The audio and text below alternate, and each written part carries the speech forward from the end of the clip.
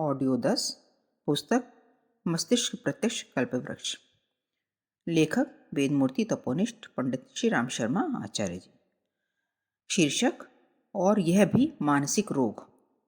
मानसिक रोगों की निदान पुस्तकों में ऑब्सेसिव कंपल्सिव न्यूरोसिस, एंग्जाइटी जैसे विश्लेषणों के साथ अनेक रूपों, लक्षणों और उदाहरणों के साथ चित्रित किया गया है।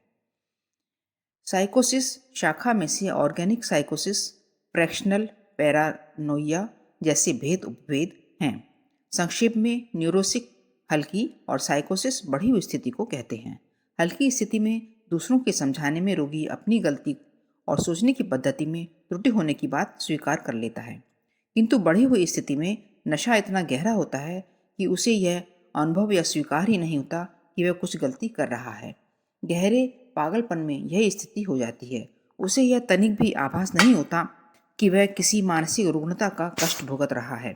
वह अपने को सामान्य मानता है और दूसरों के द्वारा अपने प्रति किए सामान्य व्यवहारों को द्वेष दुर्भाव की संज्ञा देता है।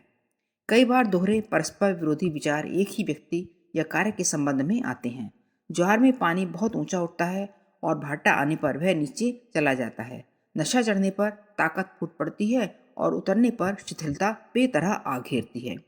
बच्चे के गड़बड़ करने पर क्रोध में माता कसकर चांटा जड़ देती है, पर बच्चे के सुबक कर रोते ही उसी करुणा जाग पड़ती है और अपने को कोसते हुए बच्चे को वात्सल्यपूर्वक छाती से चिपटा लेती है।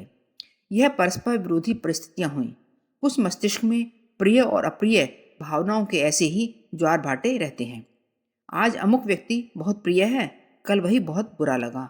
आज जो काम खराब लगता है, कल उसी को करने के लिए आकुलता उठने लगी। आज जो निर्माण किया जा रहा है, कल उसी को तोड़ डालने की योजना बनकर तैयार हो गई। इस दोगली मनोवृत्ति को कैटोनिक शिजोफ्रेनिया कहते हैं। मानसिक रोगों में एक बहुत प्रचलित रोग है हिस्टीरिया। यूं यह स्त्री पुरुष बाल वृद्ध किसी को भी किसी भी आयु में प्रारंभ हो सकता है, पर उसका अधिक आक्रमण स्त्रियों पर होता है और उसके आरंभ होने की आयु किशोरावस्था अथवा उसके बाद नव यौवन में प्रवेश करते समय की होती है। मस्तिष्क का शरीर पर से कुछ समय के लिए नियंत्रण टूट जाने और अचेतन में जमी विकृतियों का नंगा नृत्य दिखाने की अवांछनीय स्थिति को हिस्टीरिया, अपस्मार, मिर्गी आदि नामों से पुकारते हैं। हिस्टीरिया को एक किस्म का सामयिक एवं मानसिक पक्षाघात कह सकते हैं। साधारण लकवे में भी गड़बड़ी तो मस्तिष्क में ही होती है, पर उसमें सोचने की शक्ति का लोप नहीं होता, किंतु शरीर के हाथ पैर, मुंह आदि अन्य अंग प्रभावित होते हैं। परोक्ष में स्नायु संस्थान को जो आघात लगा है उसे यंत्रों द्वारा जाना आंका जा सकता है। हिस्टीरिया की स्थिति इससे थोड़ी भिन्न होती है। उसका दौरा कुछ ही समय के लिए आता है और बिना उपचार के अपने आप ही अच्छा हो जाता है। नाड़ी संस्थान की जांच करने पर उसमें कोई खराबी प्रतीत नहीं होती।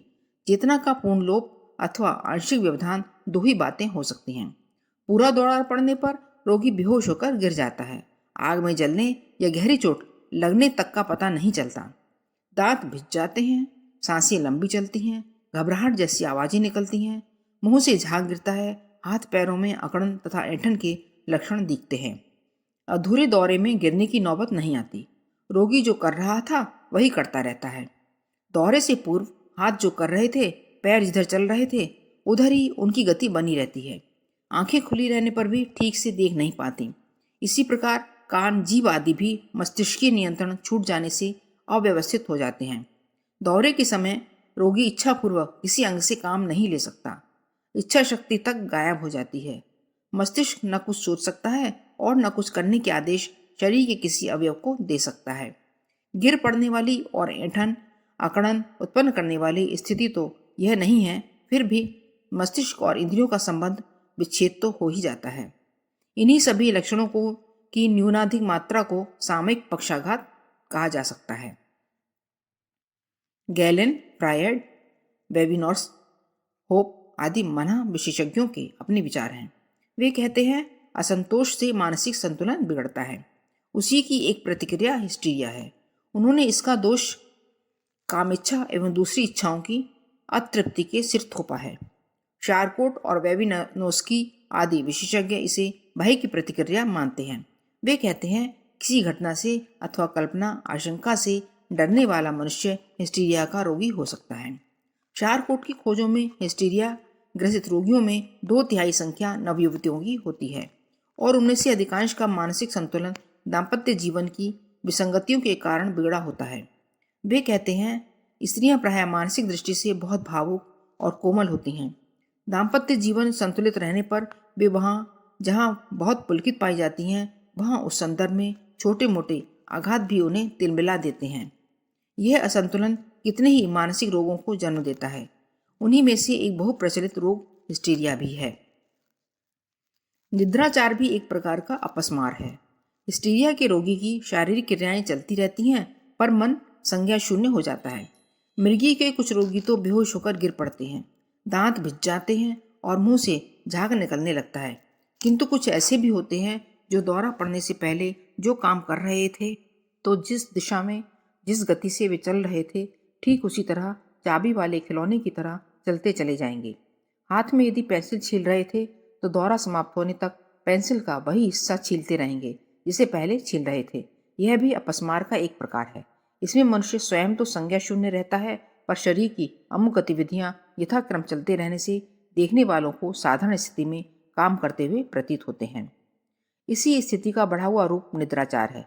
सोते सोते चारपाई से उठकर चल देना और किसी अभ्यस्त क्रम से अभ्यास दिशा में पैरों का उठते जाना, इस क्रम का दौरे के अंत तक चलते रहना, होश में आने पर अपने को विचित्र स्थिति में पाना, वापस लौटना और फिर बिस्तर पर सो जाना, यह बीमारी या आदत कई व्यक्तियों में देखी जाती है। बचपन में यह शिकायत अधिक होती है। उम्र बढ़ने पर मस्तिष्क का सचेतन भाग प्रखर होता जाता है और अचेतन को ऐसी गड़बड़ियां पैदा करने से रोक देता है। इसलिए बचपन में जिन्हें इस तरह की व्यथा होती है, उनमें से अधिकांश की बड़े होने पर छूट जाती है। फिर भी बहुत से व्यक्ति ऐसे होते हैं जिन्हें सदा बनी रहती है।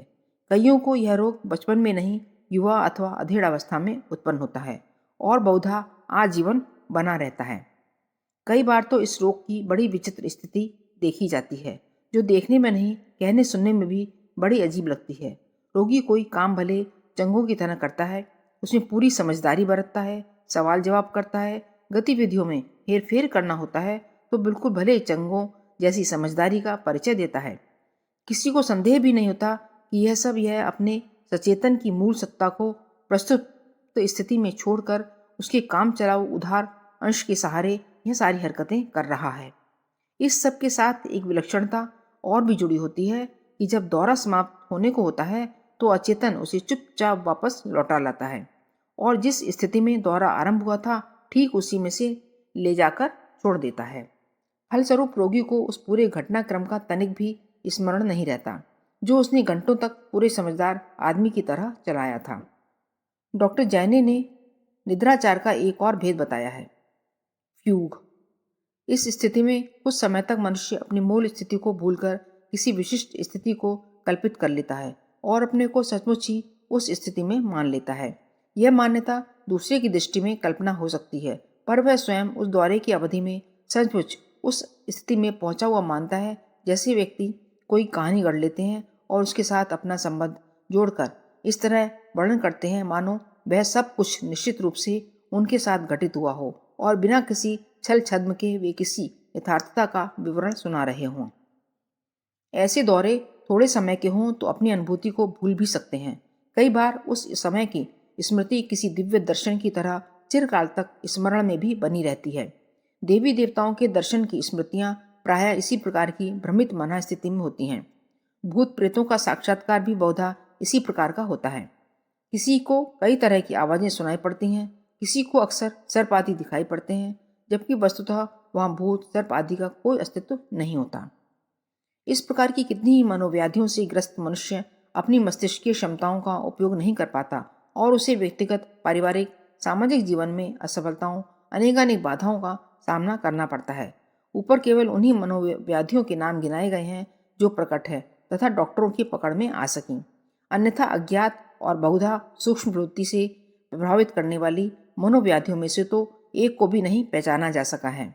अन्यथा क्या कारण है कि मनुष्य अपनी मस्तिष्कीय क्षमता का केवल 7% हिस्सा ही उपयोग में ला सके और शेष 93% भाग निष्क्रिय, निरुपयोगी ही पड़ा रहे।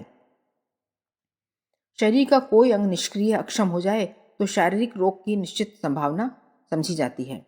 पक्षाघात जैसे रोगों की कल्पना की जाती है।